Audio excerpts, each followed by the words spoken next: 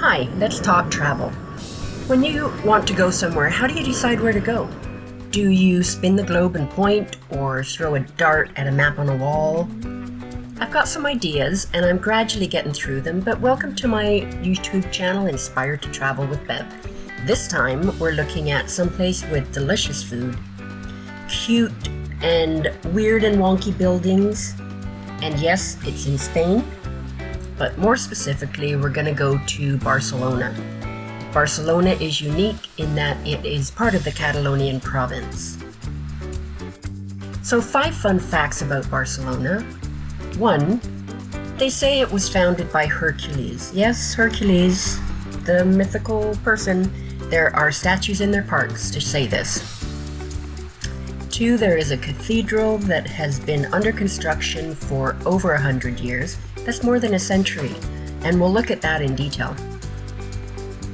3, they were the first ones offered the Eiffel Tower, and they said, no thank you.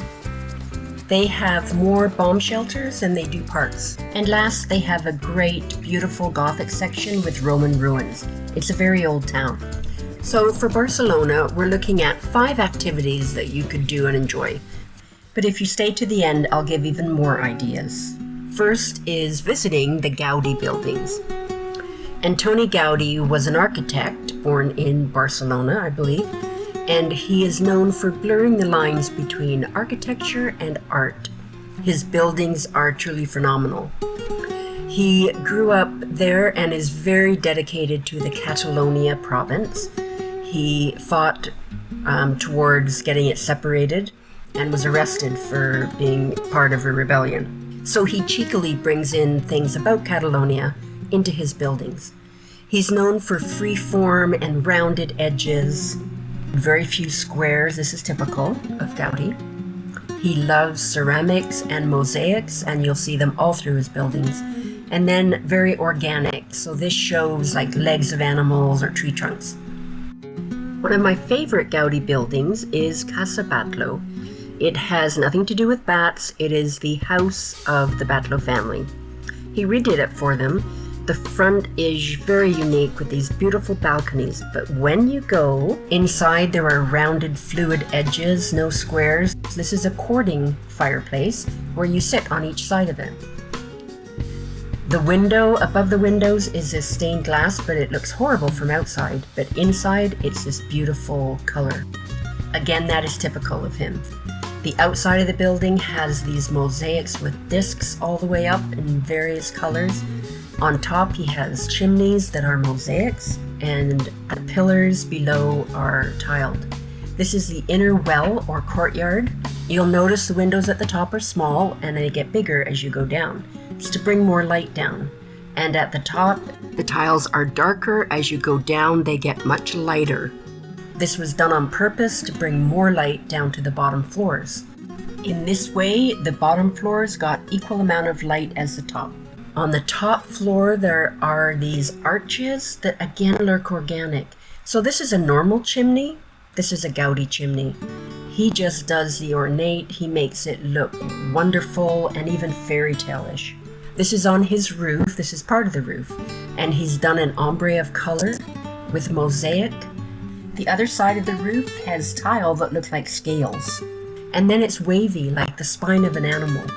There are lots of interpretations of this, but one legend or story, which he never confirmed, is that it represents Saint George killing the dragon. Now, Saint George is the patron saint of Catalonia, and there he is slaying the dragons. So the roof represents the dragon, the house is the dragon. And you've got these arches inside, which are like the ribcage of the dragon. The balconies represent skulls of the people killed by the dragon. And then the princess asked St. George to please kill the dragon. So he slayed him with a spear. And there I'm showing that the chimney is like the spear through the dragon. And that top little balcony looks like a flower. And they say it's the flower the princess gave to St. George for slaying the dragon. Gaudi never confirmed that. Another Gaudi site is Güell Park. Now, he had planned this as a housing complex to to sell to his friends, but it never really took off. But you can see his style. These are benches, they're mosaic, they're smooth, they're rounded. This is a fountain. And behind is the shield of Catalonia with the red and yellow stripes. Again, the mosaic that is just beautiful. He recycled porcelain to make his mosaics. And here is a walkway, and inside it's almost like you're in the bowels of an animal. And then he'll do these smooth, rounded edges. So he has the rough and the smooth. Discs like this, you can't really see it, but it is tiny mosaics. And then the pillars have these crushed tile reinserted as artwork. And it just makes a beautiful picture, very relaxing to go to. And of course, the roof, fairy tale roof, typical Gaudi. And now the jaw-dropping cathedral. La Sagrada Familia is the cathedral I mentioned previously. The towers or steeples are amazing. There will be 12 disciples, 4 for each facade. There are 3 facades. A steeple for the Virgin Mary, a steeple for Jesus, the tallest, and the 4 evangelists around the steeple of Jesus. They're almost done them. The facades have so many stories in them, but let's look at the Nativity facade. There are the 3 kings coming to visit, and you can see at the end of the rainbow is the Nativity with Joseph, Mary, baby Jesus, and the horse. Then on the right are the shepherds coming, and above are the angels singing. This is the Passion facade, the one that is all about the crucifixion, the robe that Jesus wore, the betrayal of the Judas kiss. It's quite a different style. And then it's got the carrying the cross, the robe, the crucifix. He's a very devout Catholic. The last one still being worked on is the Glory facade, and that will be good and evil, heaven and hell, that sort of thing. Now, when you go inside, you can do your own tour through earphones. As soon as you enter, you feel like you should be quiet. The beautiful stained glass, look at the organ pipes, and the crucifix there is beautiful. And you see this light throughout the sanctuary, I guess. This is looking straight up at the ceiling. Now, some of those towers are skylights, and you see them glowing through. And here you see it with better light. The central area, that yellow and gold, is mosaics typical of Gaudi. That's why it's taking so long to finish this amazing building. And these are lights or speakers, I'm not sure, but super futuristic or alien looking. Now, something different, flamenco dancing. You can go for a nice meal and be entertained and learn and see the dance. There are romantic dances similar to the tango. They usually have their own band with fabulous guitar work.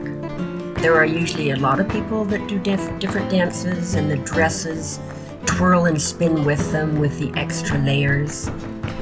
They do a shawl dance, which adds more movement to the dance. And it's just something that you really should see and experience. But don't just watch it. Take dance lessons. You can go and book a studio and learn how to do flamenco dancing. The hand gesture, the movement, the steps, the clapping, and then at the end you practice it all, and it's great exercise. Another fun activity is cooking. Yes, cooking. You can take cooking lessons. You can sign up all over Barcelona. And we went, and there were 4 things: gazpacho, tortilla español, paella, and crema catalana. We cooked all of them and had a feast. So first, she's there guiding you. You learn how to do the gazpacho, which I think is like a cold tomato soup. And then you start on the tortilla española, which is like a potato omelette. Yummy, filling, and she teaches you how to cut properly. It cooks while the next group starts doing stuff. You take turns flipping it like an omelette. And then the paella gets started. You've got we had chicken, they can have all sorts of meat. Spices, add the veg, add the rice. And before you know it, it's cooking, it smells delicious, and it just stays cooking. Then you start the dessert, the crema catalana. It's like creme brulee, but it's got a twist a little bit different for Catalonia. They put strawberries in the bottom, and then you put the cream on top. And then, of course, there's lots of tasting. You can taste as you go. You're the chef. Then you put the sugar on top for the exciting part of making the crust.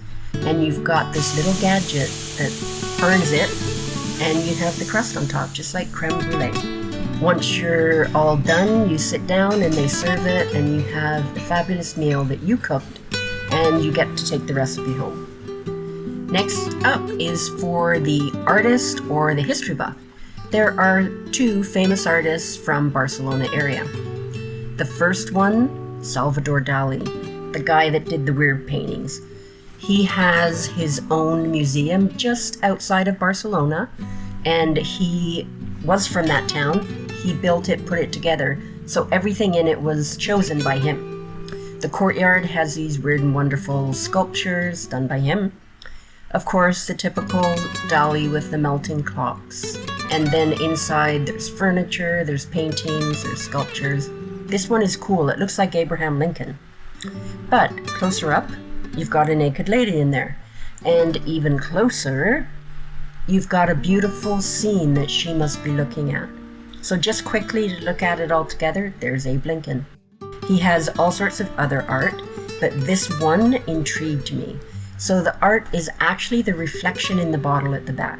When you look closer, it's a man on a horse with a banner. But when you look at what was actually painted, it's butterflies with a banner, a little bit of a horse. But when you reflect it, he somehow worked it out to look like a man on a horse. Amazing. While you're in the little town of Figuera, why not have a look around? It's a beautiful little Spanish town with whitewashed buildings. There are ruins, there are little alleyways to check out. There is a beach and the ruins overlook the beach, and you can just walk through the ruins. It's kind of beautiful. An old cathedral without the roof. And then I always love finding little signs when I travel. Don't pee here. The second artist you'll know is Picasso. Picasso has a gallery in town, and you have to pay to go. It's in the Gothic section of town. There's a wonderful collection of his artwork, but I couldn't take pictures. But it is possible to find his artwork for free. If you go to the School of Architect, you'll see this. Sculpture work was Picasso. The next activity is to just enjoy the city streets and Barcelona itself. There are, as I said, separate sections. This is a sky view of Sagrada Familia. There are different types of building and architecture. This is like a medieval tower almost, and then you've got the Gothic section with beautiful cement work. You can wander around an old church there. As you wander through alleys, you find little cafes and shops, and some have these unique mannequins for advertising. But then you might end up in a dead-end alley, which is a square where people live. And there's a fountain in front and kids playing soccer. You'll see graffiti, but if you look closer, you will see that there is still old stuff around, and it's quite interesting to find those. Gargoyles and interesting sculptures on the door jamb of some of the buildings. Definitely a lot of character in Barcelona. And then there's Les Rambla, which is the street. It's a walking street, and it's basically for tourists. There are restaurants, cafes, there are little shops, and there are entertainers. So you've got people that dress up and do skits or pantomimes. You have the human statues, and when you put money in the bucket, they move or they go through a little skit. This scary guy, you can pay to get your picture taken with him. And then this one sits completely still, and you pay and he'll move. There are little cafes all along there. If you keep looking even beyond, you can find restaurants with tapas, delicious food in Barcelona. Or you can just go to the local market and maybe get fresh vegetables, some snacks, and head completely at the end of Les Ramblas, and you're at the beach. There are parks all over, small parks, big parks. Of course, you've got the pigeons, you are in Europe, and, of course, feeding the pigeons. This picture gives you an idea of where you are. La Sagrada, straight down to the Mediterranean, to the waterfront. There's a hotel there. but really the beaches are amazing. They imported sand for the 1992 Olympics, so they have beautiful beaches. The marina is there. It's quite an active area. You can go down to the waterfront. There are restaurants and entertainment there as well. Now, I've said I would show you more. These are only a few things, but the city itself is beautiful. There's the stadium to visit. I would suggest taking the hop-on, hop-off Barcelona bus and get an idea, then plan your trip. There is so much more to see. And remember, you can get your tickets ahead of time for all the Gaudi buildings, and you can even go into the Picasso Museum one night for free if you pick the right night. You do your research and enjoy the trip. I hope this inspired you a little bit, and see you next time.